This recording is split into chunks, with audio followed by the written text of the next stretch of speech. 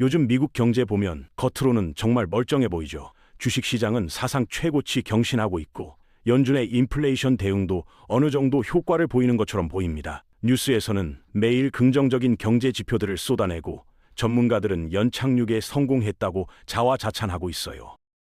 이 화려한 표면 아래에는 아무도 제대로 주목하지 않는 위험 신호가 점점 커지고 있거든요. 사람들이 금리 인하 시기나 주식 투자 고민하는 동안 정작 중요한 문제는 조용히 쌓여가고 있습니다.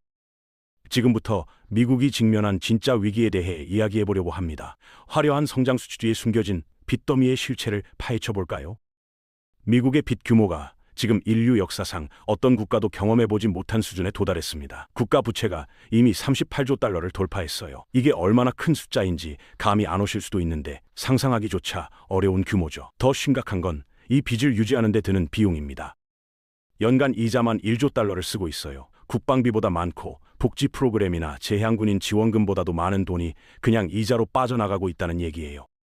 연방 예산에서 이자 지출이 가장 빠르게 증가하는 항목이 됐습니다. 최근 2년 사이에만 35% 가까이 급증했거든요. 결국 나라가 매년 1조 달러를 빚쟁이들 달래는 데만 쓰고 있는 셈이죠. 이게 얼마나 말이 안 되는 상황인지 아시겠어요?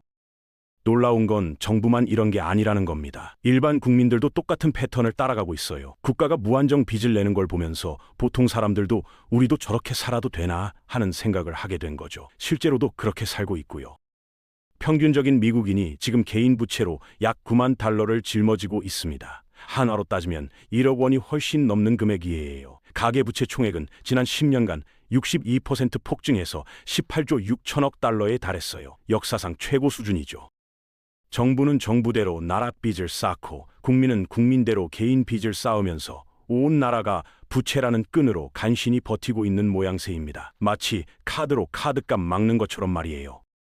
여기서 재미있는 건 빚에도 급이 있다는 사실이에요. 좋은 빚, 나쁜 빚, 그리고 정말 위험한 빚이 있거든요. 뉴욕 연방준비은행이 가계부채를 분류하는 방식을 보면 크게 주택 관련 부채와 비주택 부채로 나뉩니다. 이 둘의 차이가 정말 중요한데요. 하나씩 살펴보죠.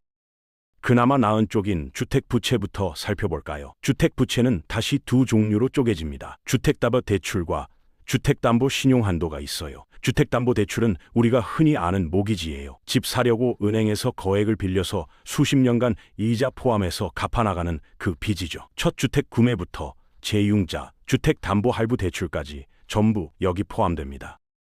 이게 미국 가계부채에서 차지하는 비중이 정말 압도적이에요. 전체 주택담보대출 잔액이 13조 달러를 찍었습니다. 역대 최고치죠. 집 하나 사려면 평생 빚더미에 올라타야 하는 게 미국 현실이거든요. 이게 왜 그나마 나은 빚이냐고요? 최소한 집이라는 자산이 있으니까요. 집값이 오르면 빚도 상쇄될 수 있고 최악의 경우 집을 팔아서 빚을 갚을 수도 있습니다.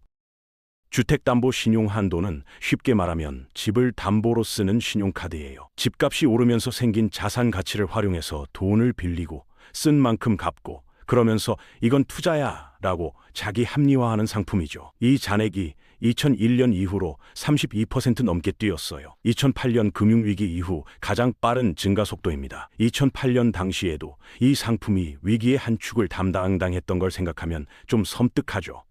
다만 전체 규모는 4천억 달러 정도로 그나마 관리 가능한 수준이긴 해요. 주택 부채가 그래도 착한 형이라면 문제는 비주택 부채죠. 여기가 진짜 말썽꾸러기입니다. 학자금 대출, 자동차 할부, 신용카드 빚, 그리고 기타 항목들로 나뉘는데 자동차 할부랑 기타는 당장 큰 문제가 안 보여서 넘어가겠습니다. 하지만 나머지 두 개는 정말 심각해요. 학자금 대출부터 봅시다. 이건 미국 젊은이들이 성인이 되면서 치러야 하는 통과 의례 같은 겁니다. 지난 수십 년간 대학 등록금이 미친 듯이 올랐거든요. 18살짜리 애들한테 신용 기록도 없고 담보도 없는데 수만 달러씩 대출해주니까 대학들이 맘대로 학비를 올릴 수 있었던 거예요. 완벽한 악순환 구조죠. 1983년 이후로 대학 등록금이 무려 720% 넘게 급등했습니다. 물가나 주택가격, 임금 인상률보다 훨씬 빠른 속도예요. 매년 반복되는 악순환이죠. 대학들이 학비 올리고 학생들은 더 많은 대출받고 빚은 계속 늘어나고요. 학생들 입장에서는 대학 안 가면 좋은 직장 못 구한다는 압박 때문에 어쩔 수 없이 빚을 지는 겁니다. 그 결과 지금 학자금 대출 총액이 1조 7천억 달러입니다. 전체 가계부채의 9% 정도를 차지해요. 약 4,400만 명의 미국인이 아직도 학비 빚을 갖고 있고 평균 빚이 3만 7천 달러 정도 됩니다. 사회에 막 나온 20대 초반 젊은이들이 이미 4, 5천만 원의 빚을 지고 시작하는 거예요. 더 무서운 건 연체율이 급증하고 있다는 거예요. 1년 전만 해도 90일 이상 심각한 연체 상태에 있는 사람이 1% 미만이었는데 지금은 9%를 넘어섰습니다. 거의 10배 가까이 뛴 셈이죠. 주택담보대출이나 자동차 할부처럼 담보가 있는 게 아니라서 막다른 상황에서 학위증을 팔아치울 수도 없다는 게 최악입니다. 재미있는 사실 하나 알려드릴게요. 학자금 대출은 파산 신청을 해도 보통 탕감이 안 됩니다. 다른 빚들은 파산하면 어느 정도 정리가 되는데 학자금 대출은 평생 따라다니죠. 금융계의 헤르페스 바이러스 같은 존재예요. 한번 걸리면 절대 사라지지 않거든요. 법적으로 특별 보호를 받는 빚이라서 그래요. 이제 진짜 위험한 부분, 신용카드 빚입니다. 이건 그냥 위험한 게 아니라 재앙 수준이에요. 미국의 신용카드 빚이 1조 달러를 돌파했습니다. 또 역사상 최고치죠. 2020년 이후로만 53% 증가했어요. 팬데믹 기간 동안 정부가 돈을 뿌렸을 때는 잠시 줄었다가 그 이후로 폭발적으로 증가한 겁니다. 최근 4년간 쌓인 신용카드 빚이 2008년 금융위기 이후 10년 동안 쌓인 것보다 많습니다. 이게 얼마나 비정상적인 속도인지 아시겠죠? 카드만 미치듯이 긁는 게 아니라 카드도 미친 듯이 만들고 있어요. 활성화된 신용카드 계좌 수가 팬데믹 이전보다 21% 뛰어서 6억 개를 넘었거든요. 미국 인구가 3억 4천만 명이니까 평균적으로 한 사람당 여러 개의 카드를 관리하고 있다는 얘기죠.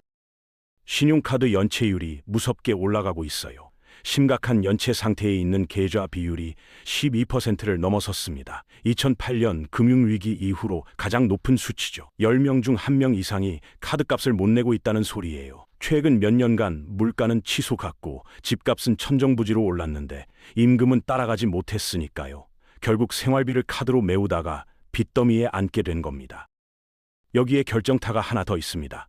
신용카드 평균 이자율이 지금 22%를 넘어요. 역대 최고 수준이거든요. 이미 연체 상태에 빠진 12%의 사람들은 단순히 밀린 게 아니라 복리이자 때문에 물속으로 빠져들고 있는 상황이에요. 22% 이자의 복리로 쌓이면 빚이 눈덩이처럼 불어나거든요. 갚아도 원금은 줄지 않고 이자만 내는 상황이 되는 거죠.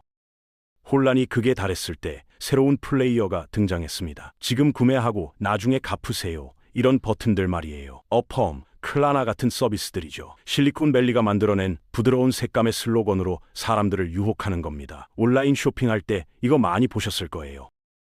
진실을 말씀드리자면 이건 혁신이 아니에요. 마케팅 포장술입니다. 신용을 편리함으로 포장한 거죠. 새로운 세대에게 빚이 당연한 거라고 가르치는 세련된 방법이거든요. 예전에는 빚 지는 게 부끄러운 일이었는데 이제는 스마트한 소비로 포장되는 겁니다.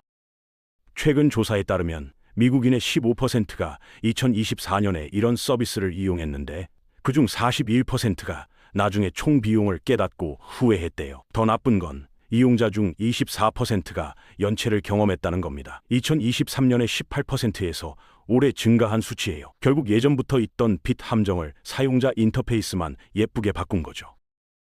언론이 소비 지출이 강하게 유지되고 있다고 축하할 때 실상은 사람들이 생존을 위해 하루하루를 할부로 버티고 있는 겁니다.